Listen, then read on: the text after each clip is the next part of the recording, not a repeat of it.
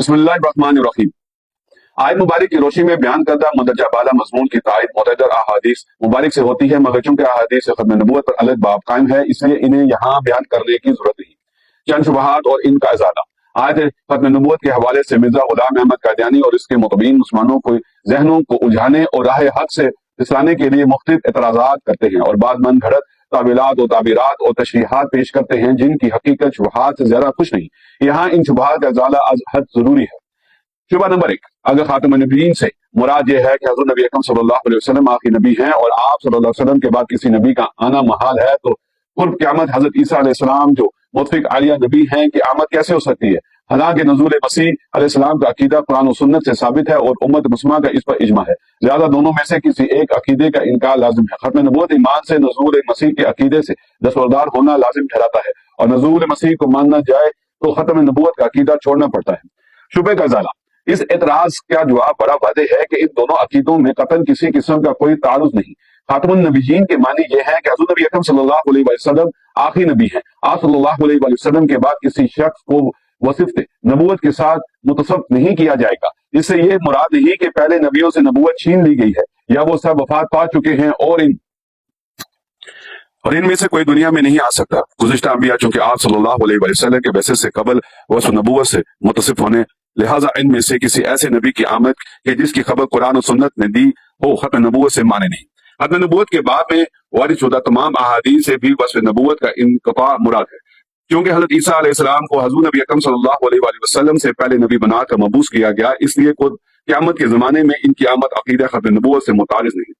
نیز یہ کہ حضرت عیسیٰ علیہ السلام شریعت محمدی صلی اللہ علیہ وسلم کے تابع اور معاون کے طور پر تشریف لائیں گے، وہ اپنی شریعت نافذ نہیں فرمائیں گے، لہذا عقیدہ نزول مسیح کسی طور پر بھی عقیدہ ختم نبوت سے متناقض اور متصادم نہیں۔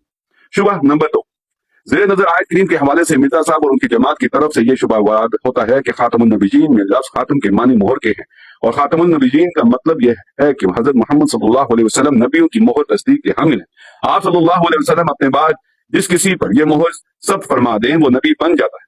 شبہ کا ازالہ۔ لفظ خاتم تا پر زبر اور زیر کے ساتھ متعدد معنی میں استعمال ہوتا ہے، لیکن ائمہ لغت کے نزدیک جب اس کی اضافت کو یا جماعت کی طرف کی جائے تو یہ آخر اور ختم کرنے والا کے معنی میں ہوگا۔ آیت مذکورہ میں یہ لفظ خاتم النبیین کی طرف مضاف ہو رہا ہے، اس لیے اس کے معنی نبیوں کا آخر اور نبیوں کا خاتم کرنے والا کے ہیں۔ یہ معنی قرآن و حدیث سے ثابت ہے اور ائمہ لغت تفسیر سمیت جامع امت مسلمہ کا اس پر اتفاق ہے۔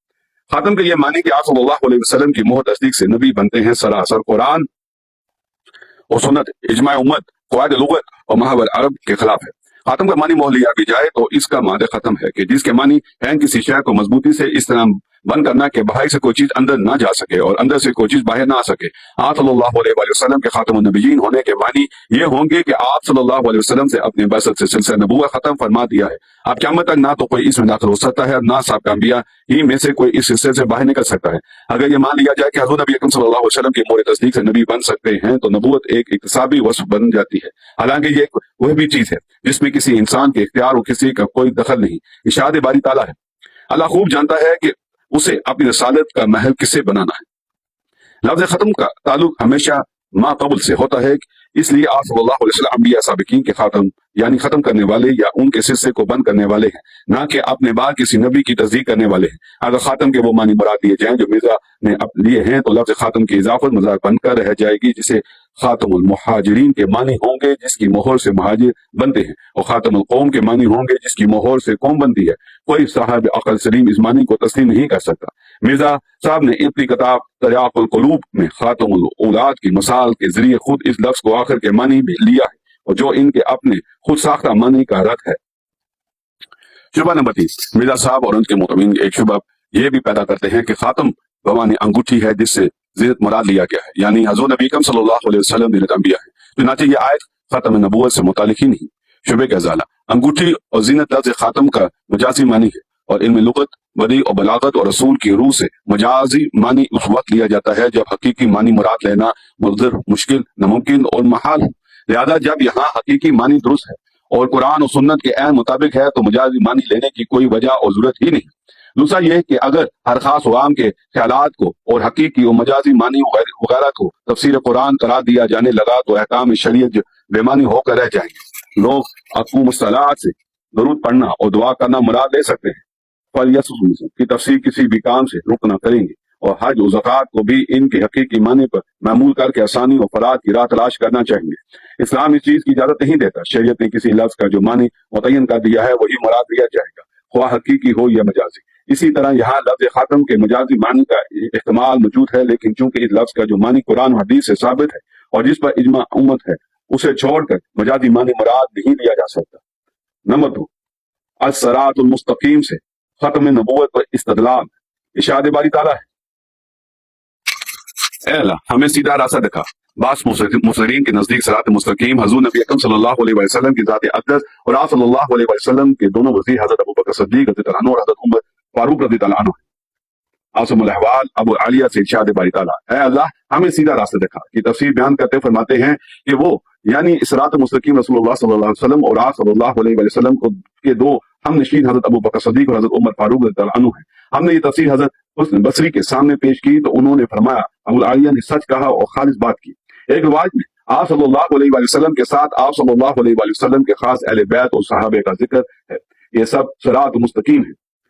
اس تفسیر کے مطابق اب قیامت تک حضور نبی اکرم صلی اللہ علیہ وسلم اور آپ صلی اللہ علیہ وسلم کے صحابہ و اہل بیت ہی صراط مستقیم کہلائیں گے۔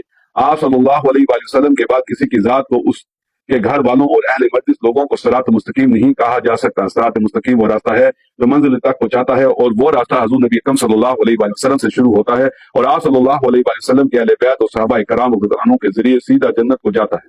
حضور نبی اکرم صلی اللہ علیہ وسلم کے اہل بیت اور صحابہ کرام صراط مستقیم اس معنی میں ہیں کہ وہ براہ راست آپ صلی اللہ علیہ وسلم کی صحبت فیض یاب ہوتے رہے، پھر آپ صلی اللہ علیہ وسلم کی سنت مطہرہ و سیرت پاک کی تعلیمات کو آگے بیان کیا اور اس کی تشریح کا فریضہ سر انجام دیا۔ یہاں ختم نبوت کا نقطہ یہ ہے کہ آپ قیامت تک حضور نبی اکرم صلی اللہ علیہ وسلم ہی ہر شخص کے لیے مینار نور ہے، اور آپ صلی اللہ علیہ وسلم ہی کی راہ ہدایت اور دنیاوی اور اخروی کامیابی کی راہ ہے۔ اس کے بعد کسی اور کو ہدایت کی راہ لانے کی ضرورت نہیں۔ نمبر 3، قرآن میں حضور صلی اللہ علیہ وسلم کے بعد کسی وحی پر ایمان لانے کا ذکر نہیں۔ ارشاد باری تعالیٰ ہے، اور وہ لوگ جو آپ کی طرف نازل کیا گیا اور جو آپ سے پہلے نازل کیا گیا سب پر ایمان لاتے ہیں۔ نمبر 4، ارشاد باری تعالیٰ ہے، اے ایمان والو تم اللہ اور اس کے رسول پر اور اس کی کتاب پر جو اس نے اپنے رسول صلی اللہ علیہ وسلم پر نازل فرمائی ہے اور اس کتاب پر جو اس نے اس سے پہلے اتاری تھی ایمان لاؤ۔ شرائط ایمان میں سے ایک شرط یہ ہے کہ اللہ تعالیٰ کی طرف سے نازل شدہ وحی پر ایمان لایا جائے، خواہ وہ وحی حضور نبی اکرم صلی اللہ علیہ وسلم پر نازل ہوئی یا آپ سے پہلے پیغمبروں پر۔ الحمد سے والناس تک پورے قرآن مجید میں وحی کو با اعتبار ایمان تقسیم کرتے ہوئے صرف 2 اقسام بیان کی گئی۔ نمبر 1، اس وحی پر ایمان جو حضور نبی اکرم صلی اللہ علیہ وسلم پر نازل ہوئی۔ نمبر 2، اس وحی پر ایمان جو حضور نبی اکرم صلی اللہ علیہ وسلم سے پہلے نازل ہوئی۔ مذکورہ بالا آیات میں وحی کی انہی 2 اقسام کا ذکر کیا گیا ہے۔ اول ذکر وحی ہے جو حضور نبی اکرم صلی اللہ علیہ وسلم پر نازل ہوئی، اسے ماننا عین ایمان اور اس کا انکار کفر ہے۔ مؤخر ذکر وحی وہ ہے جو حضور نبی اکرم صلی اللہ علیہ وسلم سے پہلے نازل ہوئی، اس کا ماننا بھی ایمان اور اس کا انکار کفر ہے۔ اگر حضور نبی اکرم صلی اللہ علیہ وسلم کے بعد نزول وحی امر الہی ہوتا تو اس کی بھی یہی شان ہوتی، اور قرآن ضرور اس کا ذکر کرتا، مگر قرآن میں اللہ تعالیٰ نے فقط 2 قسموں کی وحی کا ذکر کیا اور اس میں کوئی ابہام نہ رہنے دیا۔ ایک وہ وحی جو حضور تاجدار کائنات حضرت محمد مصطفیٰ صلی اللہ علیہ وسلم پر اتری، دوسری وہ جو آپ صلی اللہ علیہ وسلم سے پہلے اتری۔ وحی بھیجنے والا خود صرف 2 قسم کی وحی کی بات کرتا ہے، تو کسی اور کو یہ حق کیسے پہنچتا ہے کہ تیسری قسم کی وحی کی بات کرے اور یہ دعویٰ کرے کہ آپ صلی اللہ علیہ وسلم کے بعد بھی وحی کا سلسلہ جاری ہے۔ نمبر 1، ایمان اور وحی کا باہمی تعلق۔ مذکورہ بالا آیت میں ایمان کا ذکر کیا گیا ہے۔ واضح ہو کہ ایمان اس ماننے کو کہتے ہیں جس کے انکار سے کفر لازم آ جائے، کیونکہ وحی کو جو بھی ایمان کے مسلمات میں شامل کیا گیا ہے، لہذا وحی وہ بنیادی نقطہ ہے جس کے انکار سے کفر لازم آئے۔ چنانچہ انکار وحی کی 2 صورتیں ہیں۔ نمبر 1، ایک نبی برحق پر وحی نازل ہوئی اور کسی نے اس کا انکار کر دیا تو انکار کرتے ہی کافر ہو گیا۔ نمبر 2، کوئی نبی ہی نہ ہو اور نہ ہی اس پر وحی نازل ہوتی ہو اور کوئی اسے نبی کہہ دے تب بھی کفر لازم آ جائے گا۔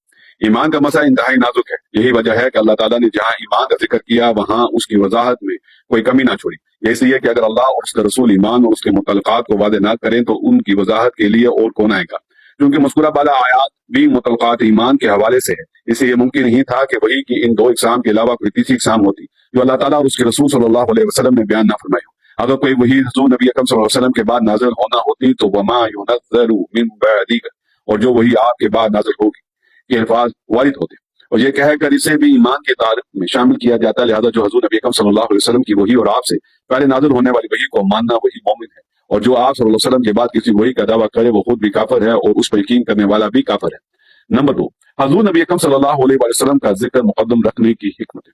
مذکورہ بالا آیات کے مفہوم پر غور سے ذہن میں سوال پیدا ہوتا ہے کہ جو وحی پہلے اتری اس کا ذکر پہلے اور جو وحی بعد میں اتری اس کا ذکر بعد میں ہونا چاہیے تھا، لیکن یہاں ترتیب اس کے برعکس ہے۔ آخر کیوں؟ تقدیم ذکر کی حکمت یہ ہے کہ اللہ تعالیٰ انبیاء کرام کی جماعت میں حضور نبی اکرم صلی اللہ علیہ وسلم کا اعلیٰ مقام واضح فرمانا چاہتا ہے۔ بے شک وہی سابقہ انبیاء پر پہلے اتری، مگر آپ صلی اللہ علیہ وسلم کے مقام مرتبہ اور تخلیق میں تمام انبیاء سے پہلے ہے۔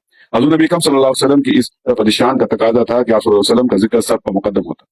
دوسرے یہ کہ اللہ تعالیٰ نے اپنے حبیب مقام صلی اللہ علیہ وسلم کا ذکر کرتے ہوئے تمام انبیاء کو آپ صلی اللہ علیہ وسلم سے پہلے قرار دیا۔ آیت مبارکہ میں لفظ من قبل استعمال ہوا ہے۔ قبل کا معنی پہلے ہی، جس کی ضد اور مقابل بعد اور آخر دونوں آتے ہیں، مگر بعد اور آخر میں فرق ہے۔ مثال کے طور پر 10 آدمی کسی کے گھر چلے جائیں تو دوسرے آدمی پہلے کے بعد جائے، جبکہ تیسرا دوسرے کے بعد گھر میں داخل ہو، اس طرح 8ویں کے بعد، اور ان 9 آدمی میں سے ہر ایک اپنے سے پہلے کے بعد ہے، مگر آخر میں کوئی بھی نہیں، کہ آخر میں سے وہی ہوگا جو سب کے بعد ہے اور اس کے بعد کوئی نہیں، یعنی وہ جس کے آنے کے بعد سب کے آنے کا سلسلہ ختم ہو جائے اور کسی اور کے آنے کا امکان نہ رہے۔ اگر تمثیل کسی کا نام لے کر کہیں کہ باقی سارے اس سے پہلے آئے ہیں، ہمارا یہ کہنا ہی اس کے سب سے آخر میں آنے کی دلیل ہے۔ چنانچہ سب انبیاء کا آپ سے پہلے ہونا آپ کے آخر ہونے کی دلیل ہے۔ ایک سوال اور اس کا جواب۔ یہاں سوال یہ پیدا ہوتا ہے، قرآن تو صرف اسی وحی پر ایمان لانے کا حکم دے رہا ہے جو نبی صلی اللہ علیہ وسلم پہ اتری اور آپ صلی اللہ علیہ وسلم سے پہلے اتری۔ حضور نبی اکرم صلی اللہ علیہ وسلم کے بعد کسی وحی پر ایمان لانے کا سرے سے کوئی ذکر ہی نہیں، تو وہ حضور نبی اکرم صلی اللہ علیہ وسلم کے بعد کسی وحی پر ایمان کیوں لائے؟ اس کا جواب یہ ہے کہ یہاں روئے خطاب صرف اہل ایمان سے ہے کہ اللہ تعالیٰ نے یا ایھا الذین آمنوا فرمایا ہے، یا ایھا الناس نہیں۔ اس کا مطلب واضح ہے کہ اللہ تعالیٰ نے اہل ایمان پر قرآن اور خطب سبق پر ایمان لانے کی پابندی عائد فرمائی ہے، اور جو حضور نبی اکرم صلی اللہ علیہ وسلم کے بعد کسی وحی پر ایمان لائے ان کا شمار ایمان والوں میں ہوتا ہی نہیں۔ اللہ تعالیٰ نے ان سے خطاب ہی نہیں کیا، وہ چاہے مانتے پھریں وہ کافر ہیں۔ 5، حضور نبی اکرم صلی اللہ علیہ وسلم کے علاوہ صرف پہلے انبیاء پر ایمان لانے کا حکم۔ ارشاد باری تعالیٰ ہے، اے مسلمانوں تم کہہ دو ہم اللہ پر ایمان لائے اور اس کتاب پر جو ہماری طرف اتاری گئی، اور اس پر بھی جو ابراہیم اور اسماعیل اور اسحاق اور یعقوب علیہ السلام اور ان کی اولاد کی طرف اتاری گئی، اور ان کتابوں پر بھی جو موسیٰ اور عیسیٰ علیہ السلام کو عطا کی گئی، اور اسی طرح جو دوسرے انبیاء علیہ السلام کو ان کے رب کی طرف سے عطا کی گئی۔ ہم ان میں سے کسی ایک پر بھی ایمان میں فرق نہیں کرتے، اور ہم اسی معبود واحد کے فرما بردار ہیں۔ سورۃ البقرہ کی آیت نمبر 136 میں مسلمانوں کی صرف نزول وحی کی 2 قسموں پر ایمان لانے کا حکم دیا گیا ہے، ایک اس وحی پر جو ان کی طرف بھیجی گئی یعنی قرآن حکیم، اور دوسری وہ جو پہلے انبیاء کی طرف بھیجی گئی، جن میں سے چند جلیل القدر انبیاء کے اسماء گرامی بطور مساعد درج کیے گئے۔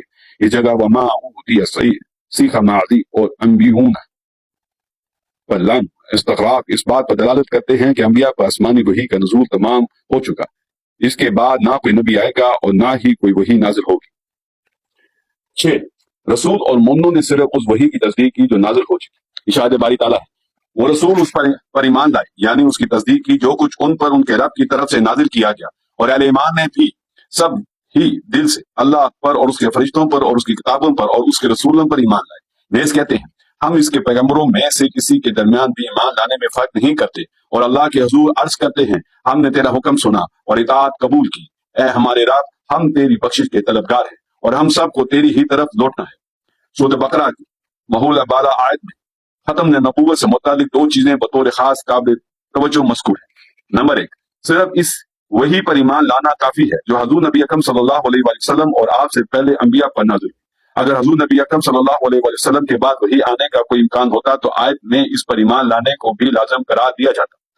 نمبر 2، تمام انبیاء پر ایمان لانا واجب ہے۔ اگر حضور نبی اکرم صلی اللہ علیہ وسلم کے بعد کوئی نبی کسی بھی رنگ میں خواہ بقول مرزا قادیانی ذلی یا بروزی صورت میں آنے والا تھا تو آیت بھی ضرور بل ضرور اس کی اطلاع دی جاتی اور اس پر ایمان لانے کا حکم دیا جاتا۔ عدم ذکر اس بات کا ثبوت ہے کہ آپ صلی اللہ علیہ وسلم کے بعد کسی نئے نبی کا وجود خارج از امکان ہے۔ 7، انبیاء پر نزول وحی کے ذکر میں حضور صلی اللہ علیہ وسلم کے بعد کوئی وحی نہیں، ارشاد باری تعالیٰ ہے، اے حبیب بے شک ہم نے آپ کی طرف اسی طرح وہی بھیجی ہے جیسے ہم نے نوح علیہ السلام کی طرف اور اس کے بعد دوسرے پیغمبروں کی طرف بھیجی تھی، اور ہم نے ابراہیم اور اسماعیل اور اسحاق اور یعقوب اور ان کی اولاد اور عیسیٰ اور ایوب اور یونس اور ہارون اور سلیمان علیہ السلام کی طرف بھی وہی فرمائی، اور ہم نے داؤد علیہ السلام کو بھی زبور عطا کی تھی۔ اس آیت کریم سے واضح ہے کہ حضور نبی اکرم صلی اللہ علیہ وآلہ وسلم پر وحی کا سلسلہ تمام ہو چکا۔ مسعود دیگر پیش نظر آیت میں اس کا ضرور ذکر کیا جاتا۔ قرآن کا حضور نبی اکرم صلی اللہ علیہ وسلم کی وحی کے بعد کسی وحی کا ذکر نہ کرنا اس بات کی دلیل ہے کہ سلسلہ نبوت آپ صلی اللہ علیہ وسلم پر ختم ہو چکا، نزول وحی کا دروازہ مستقلاً بند کر دیا گیا ہے۔ قرآن مجید بشمول مذکورہ بالا آیت کئی مقامات پر یہ بات واضح کر چکا ہے کہ وہی ہے جو حضور نبی اکرم صلی اللہ علیہ وسلم پر اور آپ صلی اللہ علیہ وسلم سے پہلے انبیاء اور صحابہ پر نازل ہوئی ہے، اور آپ صلی اللہ علیہ وسلم ہی کی ذات اقدس کے ساتھ اس کا سلسلہ ختم کر دیا گیا۔ قرآن مجید میں کہیں بھی نزول وحی کے باب میں حضور نبی اکرم صلی اللہ علیہ وسلم کے باعث مقدس کے بعد وحی نازل ہونے کے امکان کا آثار تنبیہ ذکر نہیں کیا، جو حتماً اس امر پر دلالت کرتا ہے کہ نزول وحی اور اجرا وحی کا دروازہ قیامت تک آپ صلی اللہ علیہ وسلم کے بعد بند ہو چکا ہے۔ اگر آپ صلی اللہ علیہ وسلم کے بعد کوئی نبی آنا ہوتا تو وحی اتارنے کا سلسلہ بند نہ ہوتا۔ یہ حضور نبی اکرم صلی اللہ علیہ وسلم کی ختم نبوت پر سب سے بڑی دلیل ہے۔ نبوت اور وحی کا باہمی تعلق نبی اور غیر نبی میں مابع امتیاز فرق اور امتیاز وحی الہی ہوتا ہے، قطع نظر اس سے کہ اس کے علاوہ نبوت کے کچھ اور خصائص بھی ہیں، لیکن کائنات بشریت میں دیگر انسانوں سے بے شک نبی کو منفرد اور ممتاز کرتی ہے۔ وہ وحی الہی ہے اور اس کی حامل خصوصیت کو نبوت کا نام دیا جاتا ہے۔ اللہ تعالیٰ کا دستور یہ ہے کہ وہ جب وحی الہی کے شرف سے کسی بندے کو فرما دیتا ہے تو پھر خصائص و خصائل نبوت میں سے جو چاہے اور جسے چاہے اس کے حسب حال حصہ عطا فرما دیتا ہے۔ نزول وحی کی مختلف صورتیں وحی الہی 3 صورتوں میں اللہ تعالیٰ کی طرف سے نبوت کے لیے منتخب بندے پر نازل ہوتی ہے، اگرچہ خطبہ حدیث میں اس کی اور بھی کئی شکلیں بیان کی گئی ہیں، مگر اس وقت ہم یہاں صرف یہ واضح کرنا چاہتے ہیں کہ وہی اللہ کی نبی کی طرف قرآن کی رات سے 3 صورتیں میں نازل ہوتی ہے۔ اللہ تعالیٰ نے سورہ شعراء میں ان صورتوں کا ذکر فرمایا ہے۔ ارشاد باری تعالیٰ ہے، اور ہر بشر کی یہ مجال نہیں کہ اللہ اس سے براہ راست کلام کرے، مگر یہ کہ وہی کے ذریعے کسی کو شان نبوت سے سرفراز فرما دے، یا پردے کے پیچھے سے بات کرے جیسے موسیٰ علیہ السلام سے پورے سینہ پر کی، یا کسی فرشتے کو فرستادہ بنا کر بھیجے اور وہ اس کی اذن سے جو اللہ چاہے وہی کرے۔ قرآن مجید نے محلہ بالا آیات میں نزول وحی کی جو 3 صورتیں بیان کی ہیں اس کی مختصر تفصیل یہاں بیان کریں گے۔ پہلی صورت دل میں بات ڈالنا۔ پہلی صورت میں اللہ تعالیٰ اپنے نبی کے دل میں کوئی حکم یا پیغام عطا کر دیتا ہے اور وہ اس کا نفس مضمون آگے بیان کرتا ہے۔ وحی کی اس قسم میں نطق تو نبی کا ہوتا ہے مگر کلام فی الحقیقت اللہ کا ہوتا ہے، یعنی مخلوق تک پیغام پہنچانے کے لیے زبان تو بندے کی کھلتی ہے مگر اس زبان پر کلام اللہ کا جاری ہوتا ہے۔ دوسری صورت پس پردہ کلام کرنا۔ مذکورہ آیت کے مطابق نزول وحی کی دوسری صورت یہ ہے کہ اللہ تعالیٰ اپنے بندے سے براہ راست پردے کے پیچھے سے کلام کرتا ہے۔ اسے اللہ کا نبی اپنی آن سے محبوب حقیقی اللہ کو تو نہیں دیکھتا لیکن اپنے کانوں سے اس کی آواز ضرور سنتا ہے، جیسا کہ حضرت موسیٰ علیہ السلام کو یہ شرف حسب ارشاد باری تعالیٰ نصیب ہوا، اور اللہ نے موسیٰ علیہ السلام سے بلا واسطہ گفتگو بھی فرمائی۔ تیسری صورت ارسال رسول۔ تیسری صورت یہ ہے کہ اللہ اپنے مقرب فرشتے کو اپنے صاحب شریعت نبی کی طرف پیغام دے کر بھیجتا ہے اور پھر اس فرشتے کے ذریعے اس نبی کے قلب پر اپنی وحی نازل کرتا ہے، جیسا کہ قلب مصطفیٰ صلی اللہ علیہ وسلم پر نازل ہونے والی وحی کے بارے میں ارشاد فرمایا۔ آپ فرما دیں جو شخص جبریل کا دشمن ہے وہ ظلم کر رہا ہے، کیونکہ اس نے تو اس قرآن کو آپ کے دل پر اللہ کے حکم سے اتارا ہے۔ ایک اور مقام پہ فرمایا اسے روح الامین جبرائیل نے لے کر اترا ہے آپ کے قلب انوار پر، تاکہ آپ نافرمانوں کو نہ سنانے والوں میں سے ہو جائیں۔ اس امر میں کوئی شک نہیں اور مزید کسی وضاحت کی ضرورت نہیں کہ وحی کا نزول مذکورہ بالا 3 صورتوں میں اللہ کے منتخب بندے نبی پر ہوتا ہے، اور نبی کے لیے وحی کا ہونا ضروری ہے، لہذا وحی الہی ہی نبی اور غیر نبی کے مابین امتیازی فرق ہے۔ نزول وحی اور بشریت مصطفیٰ صلی اللہ علیہ وسلم۔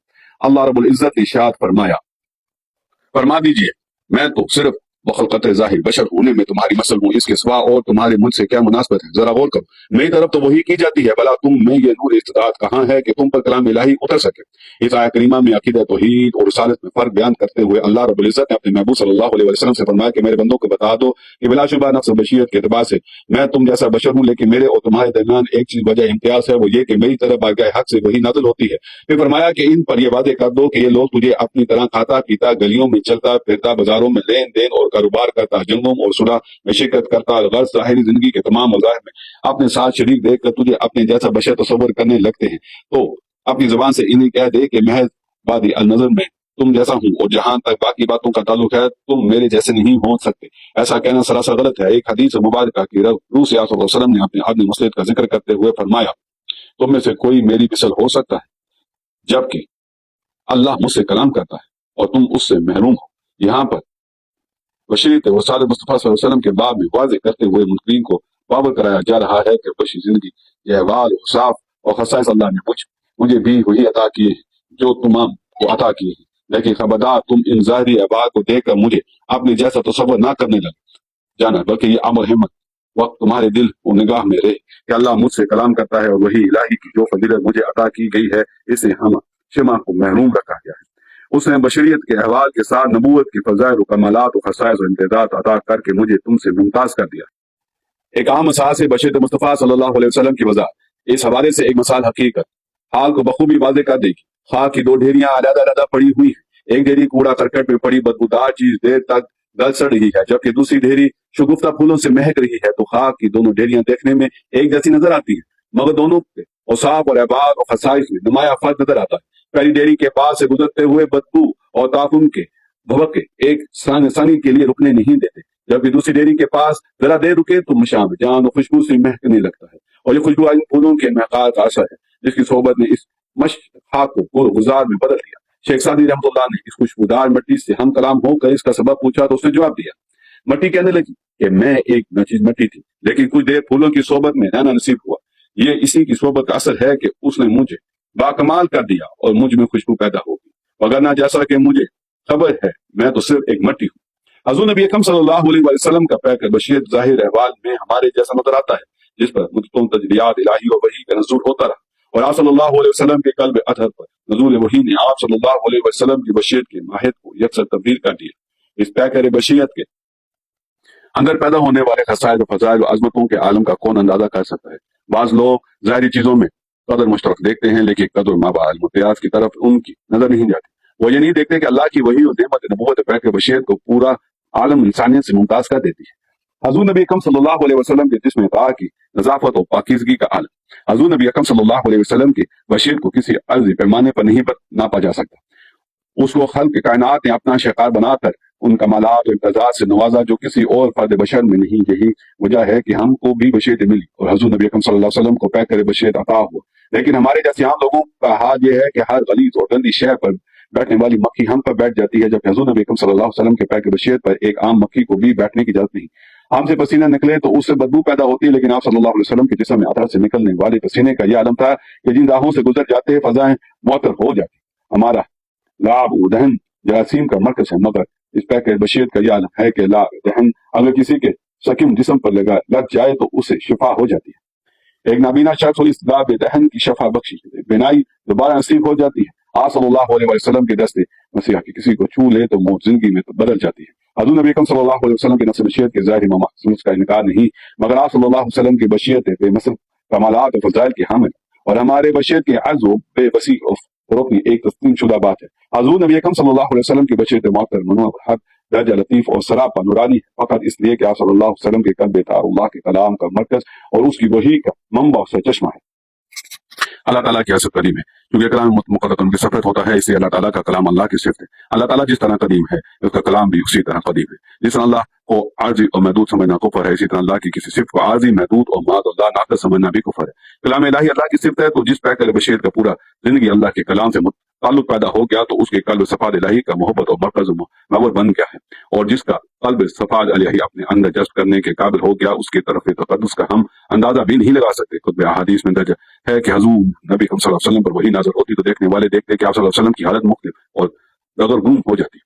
कभी ज़ात और सालिद में आप सल्लल्लाहु अलैहि वसल्लम को पसीना आ जाता और कभी ऐसा होता कि वही कल्ब अतहर पर नाज़िल हो रही होती, लेकिन बोझ के बायस ऊँटी जमीन पर बैठ जाती। साहबा कराम रज़ी अल्लाह अन्हुम में से जो अहवाल नबूवत के राहदान थे वो आप सल्लल्लाहु अलैहि वसल्लम की ज़ाहिरी कैफियत को देख कर जान जाते कि अल्लाह का कलाम आका मौला सल्लल्लाहु अलैहि वसल्लम के कल्ब अतहर पर नाज़िल हो रहा है।